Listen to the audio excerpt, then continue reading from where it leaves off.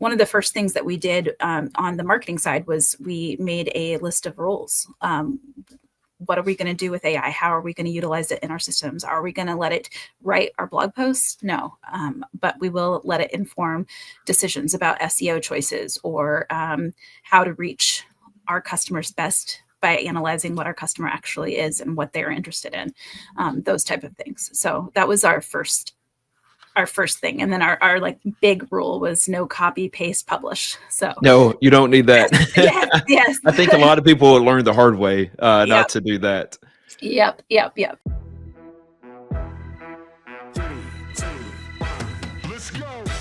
Welcome to The Move In, a senior living marketing podcast from Unlock Health, a full-service marketing partner for the aging services industry.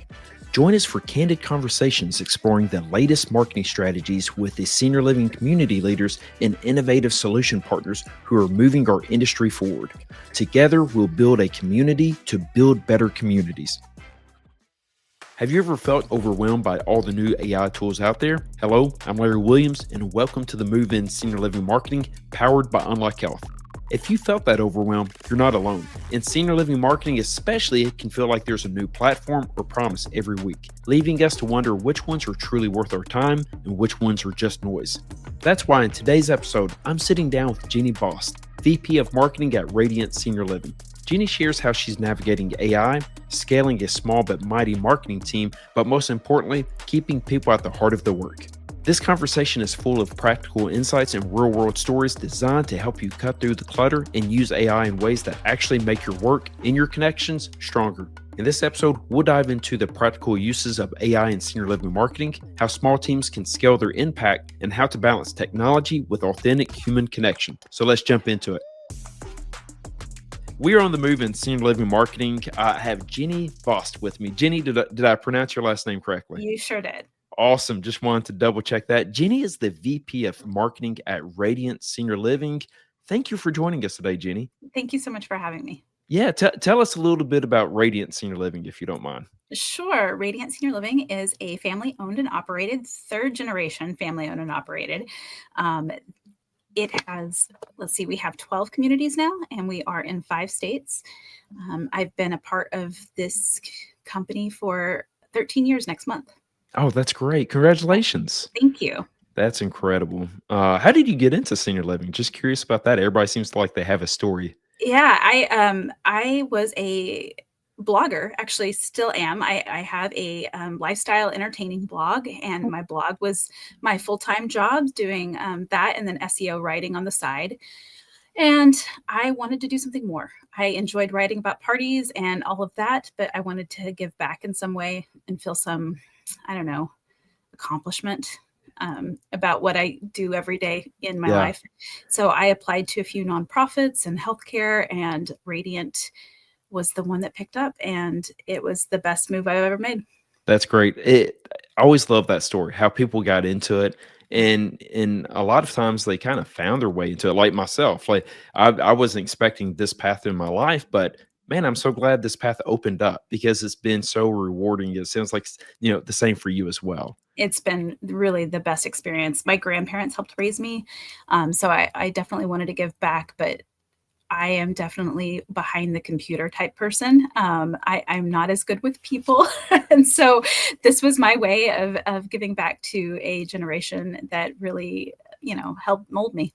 Yeah, no, that's so important to say, and I appreciate you mentioning that because I think what we all want to do is give back one way or the other. And I always say that I can never just go and sell widgets. I want to have purpose and meaning in what I do, and I feel like I found that. And I think that really speaks for this industry as a whole. We want to work together and continue to build those better ways and share those better ways. And honestly, that's kind of how you and I met. I believe we met for the first time last year at Smash. And at Smash, we at Unlock Health always host a lunch in what I call an unconference moment, where we actually want to take topics and present them to the senior living marketing providers out there. And let this group kind of bounce ideas back and forth of what's working, the experiences they've had. and you took part in that lunch, and I'm so glad you did. And it's funny, you said you're not a people person, but I was really impressed. I thought for sure you're a people person because of your interaction and also your willingness to jump in and really provide some guidance to some of the questions people were asking. So thank you for that. And I think that's really important to note because that led to this conversation today, because one of the topics that came up in last year's lunch was AI. And so Mhm. as we work, as we went through the summer, I was thinking about people I like to, to chat with on this podcast, and your name was at that top of the list. And I want to actually speak about AI and just kind of get that knowledge that you discussed in that lunch last year. So thank you again for mentioning that at that point, and thank you again for being on the podcast today. I'm excited to get to talk about this with you. Same here. So what's been your experience so far with AI? Because I feel like we speak about it at such a high level at times that we don't really get into some practical use cases and really get into the weeds of AI. Yeah, absolutely. It's funny. I said I wasn't a people person, but I am very much a people person in the fact that I love people. I'm not very good at people, but I love people. And so AI, when it came out, it felt like a replacement or a something to put another thing in between people and relationships. And so at first, of course, I was wary. But any type of new technology that comes along, I want to delve in and figure out as much as I can and see how it's going to help me. And in marketing, AI had easy use cases. So it was a good start. It got to a point where I was talking about AI so much that when my senior living marketing book club that I'm a part of decided to do the modern AI marketer, it was just no more AI, please. Just no more AI. Everybody's talking about it. I'm done. And then I was asked to speak on it at Smash. And so I was like, oh, okay. Well, I guess I'm still just talking about AI. But over the course of the last couple of years, where I went from just talking about it and playing around on Chat GPT into like really integrating it into my systems and my life, definitely found some really good use cases for it, and also some areas where no, that's not the best use. Yeah. So Yeah, it is funny. I feel like we're in this trial period with AI, and there's so many uses at the same time, so many applications, and I feel like every week I'm hearing about a new platform. And yes, so, what do you have any advice for the audience? Is when they hear about that new AI technology, I just sometimes feel like we're drowning in all these AI technologies that it's hard to figure out which one is really useful and which ones to pass on. absolutely. I mean, I could spend all my time learning all the new AIs and spend a ton of money on all of the different applications. So the way that I really started integrating it was actually through partners who integrated it and tested it for me first. And then I really became an expert at utilizing their technologies first, and then started exploring more, really focusing down on, where it could save me the most time and money, instead of just trying everything, really trying to become an expert at the things I did have available first. So Mm. Yeah, no, that's really good. I think that's a good way of kind of slowly getting into the AI pool, I guess you'd say. And I'm going to go back to what you said earlier about you're not great with people. Again, I'd completely disagree with you on that, just because I see you as someone who, once you connect with someone, you really want to have a deep conversation. I do. But I go back to the AI side, and how initially people were afraid it was going to like really make us more robotic, and Mhm. then how if it's leveraged correctly, it makes us more human because it frees us up to actually connect on a different level and let I'd say the technology do the heavy lifting. Has that been some of your experience as well? Absolutely. At the beginning, especially when I come from a content marketing world and a content heavy job in marketing. So at first I saw a lot of the same thing. And I was just like, AI is going to be putting out a whole bunch of the same stuff over and Yeah. over again, and we're not going to have any uniqueness. But I feel like that actually opened up an opportunity for those who could use AI to help inform rather than to create, that they could be the most unique in a world of people. utilizing this tool. So one of the first things that we did on the marketing side was we made a list of rules. What are we going to do with AI? How are we going to utilize it in our systems? Are we going to let it write our blog posts? No, but we will let it inform decisions about SEO choices or how to reach our customers best by analyzing what our customer actually is and what they're interested in, those type of things. So that was our first thing. And then our like big rule was no copy, paste, publish. So No, you don't need that. yes. I think a lot of people learned the hard way not Yep. to do that. Yep. And we've definitely seen the mistakes. We've seen that over and over again. I've caught my very, very busy copywriter.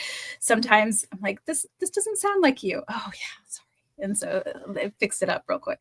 Yeah, I'm glad you said that about it doesn't sound like you, because it's one of those for me personally, and I'm not speaking for you and your content team. I find that it's really helpful with, when you get to that writer's block and you're Yes. trying to help, like formulate the right thing to say, but then you look at it and you say, how would I say this? And how would I explain this to somebody? And at that point you can really massage that content and place it in your words. And I think that's so beneficial. It really is. Question for you: how big, like the size of your marketing team? How many people do you work with? Me and one other person. So you're scaling. You're trying to leverage these resources, and Absolutely. really, I'm guessing it also helps you really, um, I'd say, act bigger than what you are, just because you can leverage AI to get more done. Absolutely. And there's a lot of smaller marketing teams, especially in senior living, where they're really using resources outside of their company. And we've definitely relied on really great partners as well. Two people can't do it all. But we do a lot of things in house. We do our Yeah. graphic design in house. We do our event planning in house. We do all of our content in house for the most part. And so because we took on that much, the scaling was difficult because we also personalize every community. We don't Yeah. have 12 radiant senior living communities. Each of them have their own name, their own logos, their own voice. And Yeah. so in order to scale that, AI has become incredibly helpful in saving time on the things that don't need to be personalized, that don't need to be really fine detail items. And so it really does help with the scale. Yeah, and also you can really match the writing to what that community and that story that community is telling. Because, like you said, every community is unique. Even if it was a radiant senior living community, Yeah, like with that name convention, like every community has a different story, and you want to tell those absolutely. stories. And I really think that leveraging these resources can really go a long way. Now, beyond content, have you leveraged AI with more data and more, I'd say, machine learning, just trying to pull together some of this information to make you a lot more, I'd say, trying to think of the right word to really drive to the right audience? Absolutely. Really, that's where I live. My content creator utilizes AI in so many creative ways and Hmm. really fun ways, which I love to explore myself, but I don't have as much time to do that. I have to really focus in on the strategy and how are we going to make the most of our time and our money. And so that's where the machine learning and the data analysis has been incredible for you just everyday use. So I'm using AI every single day with my data from our CRM, which does a lot of the machine learning for me. So I can quickly check and say, hey, these people are at risk of downgrading. And so we need to, do something specific to them so that we can re-engage them. Sure. It can get that detailed to that one person. And so that's exciting. And then I've also like all of our survey data and all of that information, just being able to take all of that and easily like coming up with a plan on how to tackle that from Yeah. just, a few clicks when it used to take me hours and hours and hours. So Yeah, that's one thing I think it's really helped us from just like feeling like we're going cross-eyed at looking at a spreadsheet.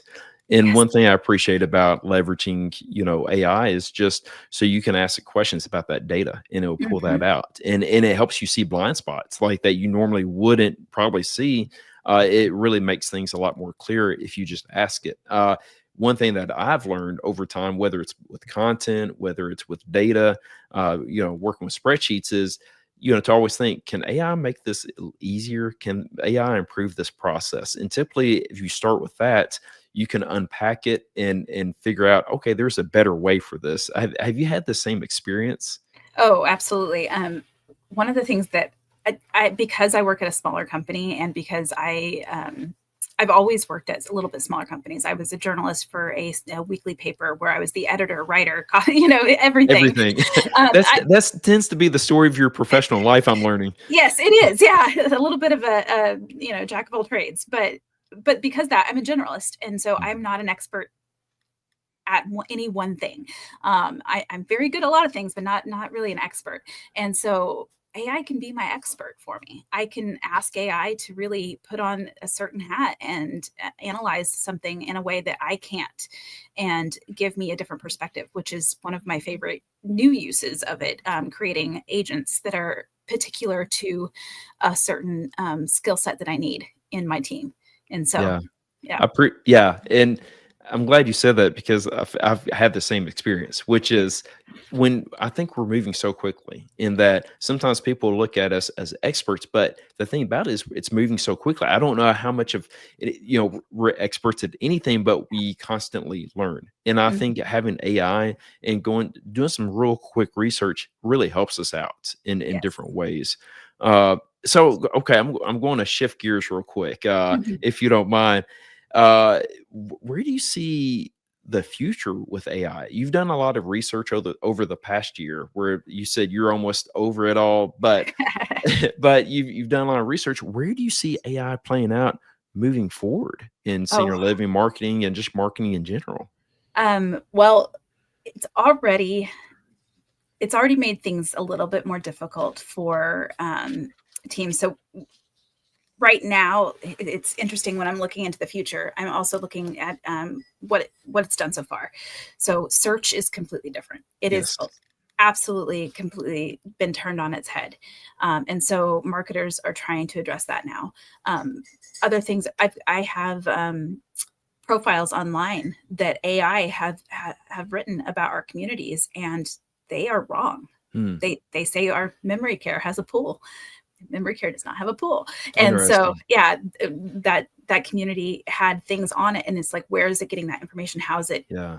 And then what responsibility is there for us, and what responsibility is there for that company who's utilizing that on their websites and their pages? It's become a much bigger job to assess and go through all that. So regulation is going to have to be a huge part of it, and I don't know that that's going to come from any government. I think it's going to come from the users Yeah. insisting upon certain regulations and use cases. And so that's where I see the future going, is learning, probably having a few mistakes that Sure. that are going to cause some high regulation on the use cases. Yeah, I think the verification is Mhm. really important, both on the provider side of double checking, almost like reputation management, is just going Yeah, through and seeing what people are saying or seeing what's being posted. But at the yeah, same time, those who are searching for services, just to double check. And then going back to what you said about, with searches, but also think about the website. Make sure your website accurately reflects your brand, your absolutely. services, everything. So I'm glad you mentioned that. Yeah. I'm sorry, were you going to say something? No, no, it's definitely something that I've been thinking about a lot, especially after finding those errors online. It's like, oh man, my job just got a lot harder, because now I have to like also watch those things. And so when I look into the future, it's going to be interesting to see how AI changes everything. But also, I do feel like with senior living, we are a people industry and we're helping Yeah. people. It's not like we're selling, online, you know, materials or anything like that. We are selling a service, and it is very much a people service. So Mhm. in senior living, I do think AI is going to have a lot of opportunity to help us be found better, and it's going to help us do things quicker and make more content and get reached by different people, which is great. But I think that in the end, it's going to really come back to the person-to-person interaction. And so any company who gets rid of that piece is going to fail. Yeah, it's trying to find that blending, right? Yeah. So you want to be able to leverage it, but you can't go all in Yeah. because you lose that ownership, and you have to be careful not to break a trust with those who are looking for the services. And when you're talking about how really selling senior living it's a people centric service we're providing, and I just wrote down we're selling a promise. We're not selling a product. We're selling a promise, and I think that's really important to highlight because I think there's a different level of ownership with our marketing content and marketing platform that we have to be aware of. Absolutely. So I'm going to shift again, if you don't mind, Jenni. So you mentioned you have a powerful team of two that Yes. is executing marketing strategies. Yes. And like you said, there's other senior living providers. They're a small but agile team, and they're trying to do everything at one time. And I think that's one of the reasons we do try to pull together as a community and support one another, just because we want to help those who are looking for that next step in their journey, and really help create those meaningful connections. What is there a mindset shift that you and your team had to go through when it came to marketing with a smaller team and trying to scale up? Well, because I've been at my company for 13 years, when I got my one person, I felt like that was a scale up. So I didn't really have to have too much of a mind shift on those type of things. But I definitely, things have gotten more. We've had to do more. Yeah. You can't just have, your website and some collateral. Now you have to have your website, some collateral, and this ad here and this page here. And, you have to kind of be all over the place. And so it did take a mind shift on the more. Like, how can we do more with just our two? Because at some point, our days are only so long. So we had to definitely have a mind shift there. AI's for sure helped with that. Good. We have much more capacity than we did even just a year ago because of the tools that are given to us, which is nice. So. Yeah, for sure. So question for you, with having an agile team, how do you continue to learn? Is it, going to conferences, going to events? Like, is it just, going through different courses? Because like you said, you can't get too focused on one area. You're trying to cover a lot of bases at the same time. I value learning so much. It's one of the things that this company that I get to be a part of. When you join our company, there are 4 books that you receive immediately. We are a book company. That's great. So we're always focused on learning. And one of the things I do for my team members is when I have my weekly one-on-ones with them, like, we talk about their educational goals and their career goals and how I can help them get there. And so they spend an hour every week learning. And that's part of that's incredible. What we do in our one-on-ones is talk about that. And so lots of online learning, it just so much education is out there. Podcasts. Yeah. I listen to so many podcasts. I listen to a lot of books because I can listen to books and, do the dishes or, drive. I do the same thing. Yes. So yeah. I don't mind doing the dishes because it gives me a chance to learn. Yes. and kind of transition into the evening, and I listen to a lot of YouTube. And so that's something that I've learned is if there's a topic you want to learn more about, search it on YouTube and just typically you're going to get anywhere from a few minutes to, however long you're looking to invest. But I found that to be really helpful. Since you mentioned the books, I got to ask, what are some of your favorite business books or marketing books that you find? Yes. So is that a loaded question? You're like me, like when somebody asks me that, I'm like, oh, there's so much. Give me a second. Yes, I had to look over at my bookshelf over here. We've got a lot of really good ones. I enjoyed the new rules of marketing. That book was very, very good. Did that with the book club, and nice. So that was really fun. The Modern AI Marketer was part of that as well. My team right now, we are doing a book club, and so every week we are covering one chapter of Zero Lost Revenue Days. Tracy Build, it's a classic. A lot of senior living companies, their basic sales stuff is based off of those things that you find in that book. It's really, really Sure.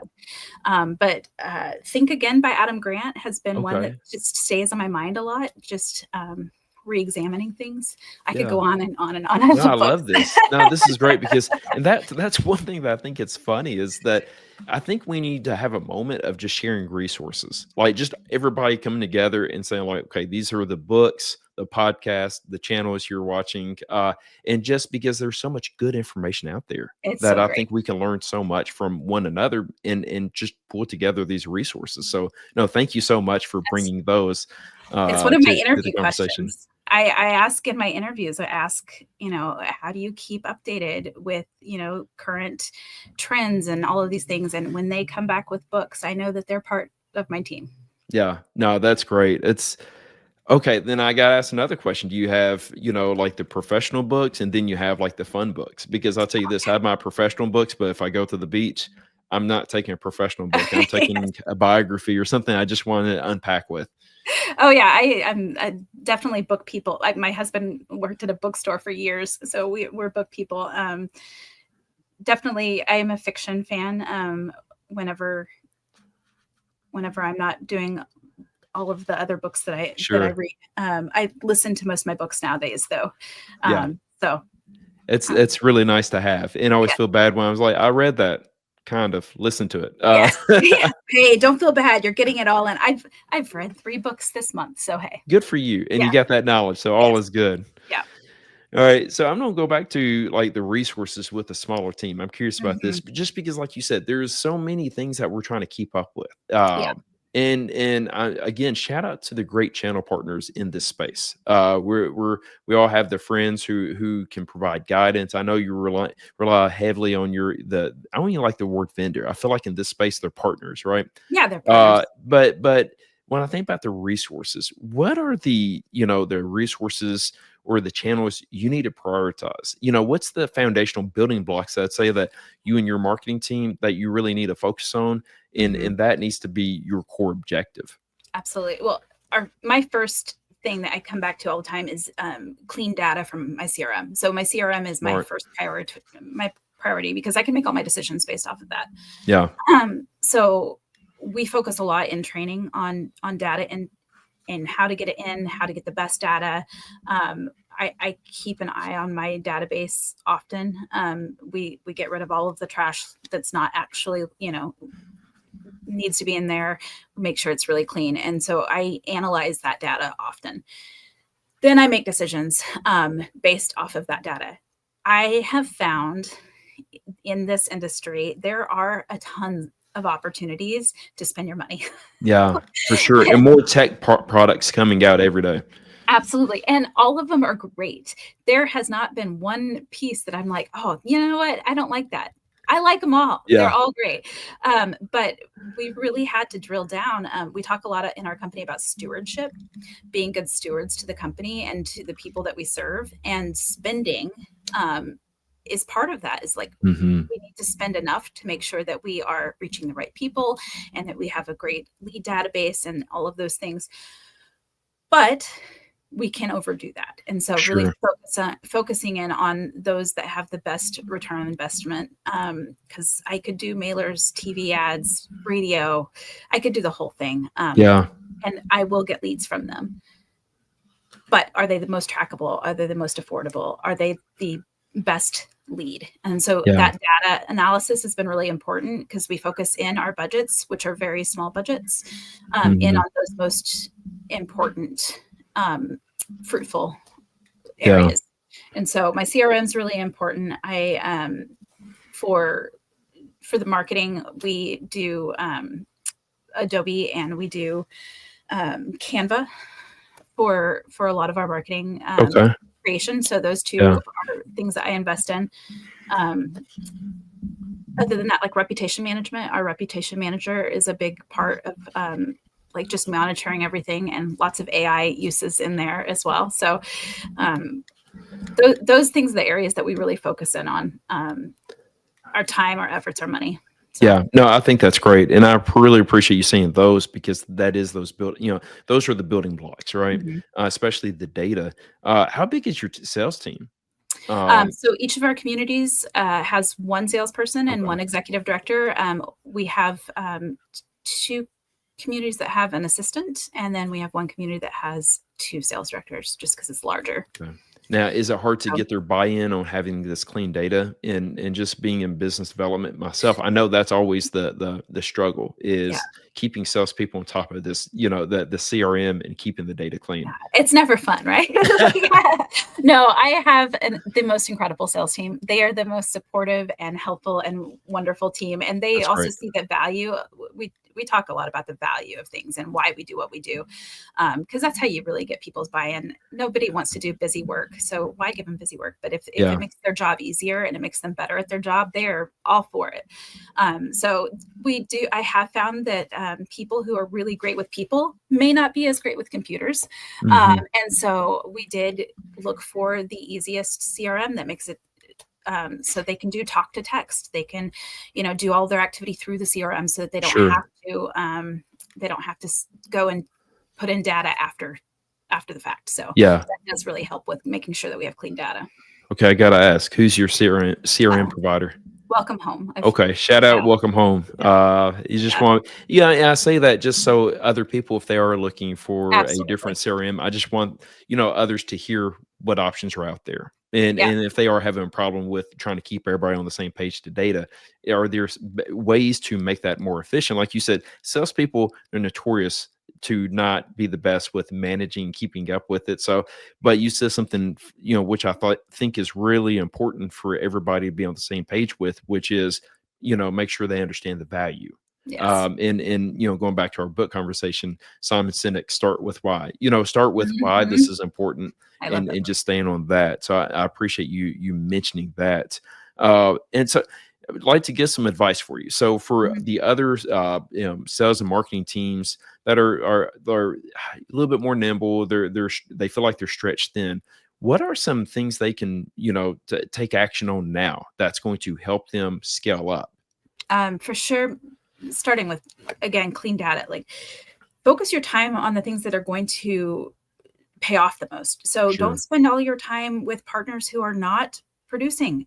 If you have that kind of data in front of you, you're going to spend your time more wisely. And if you're spending your time, especially our sales teams, if they're spending most of their time in relationship building instead of busy work, that's where they're going to see the most benefit.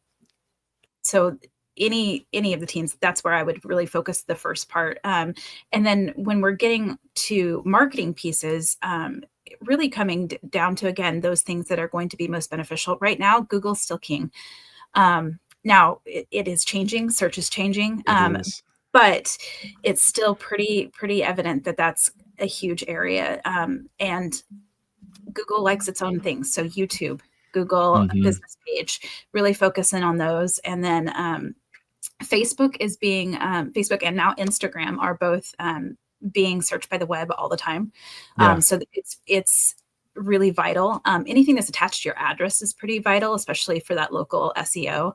I would not spend tons and tons of money on national campaigns or any of those type of things, because local is what you are selling. You're selling.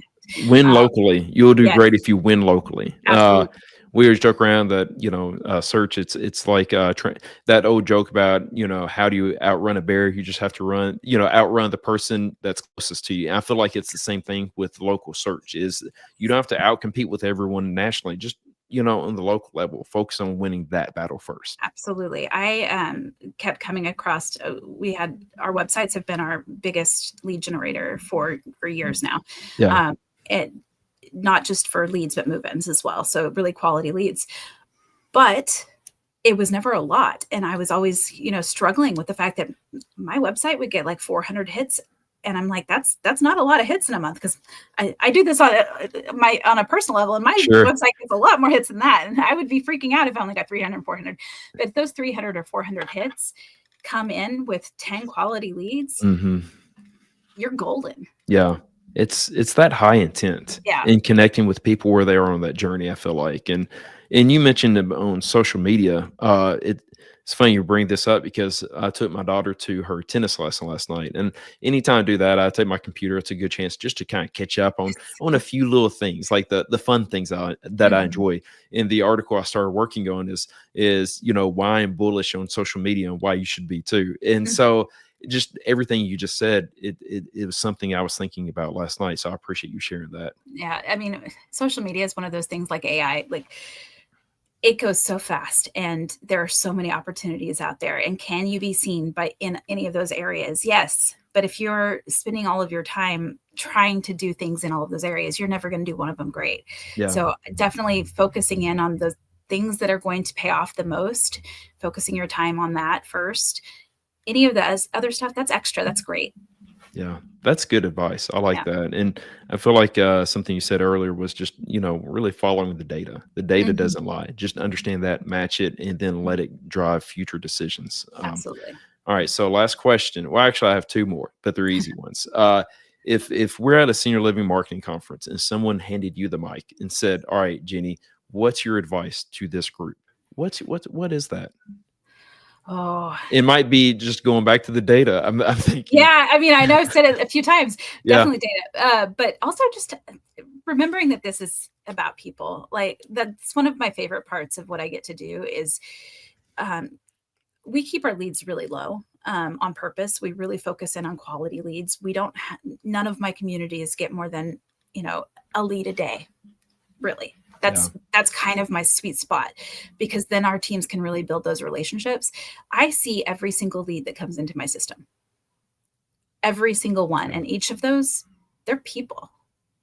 Yeah. And so at the end of the year, when I look at all of our move-ins and I look at all of those things, I get to tell everybody how many lives they've touched. And it's my favorite part because I that's what we're love doing. that.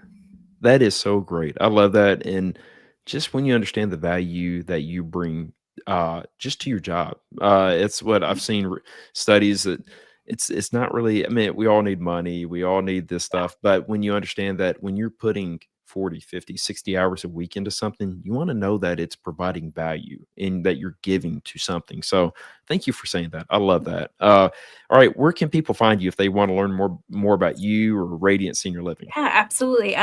My LinkedIn is Jenni Bost, JenniBost. So Awesome. Jenny, thank you so much for joining us thank today you. and just providing this great information.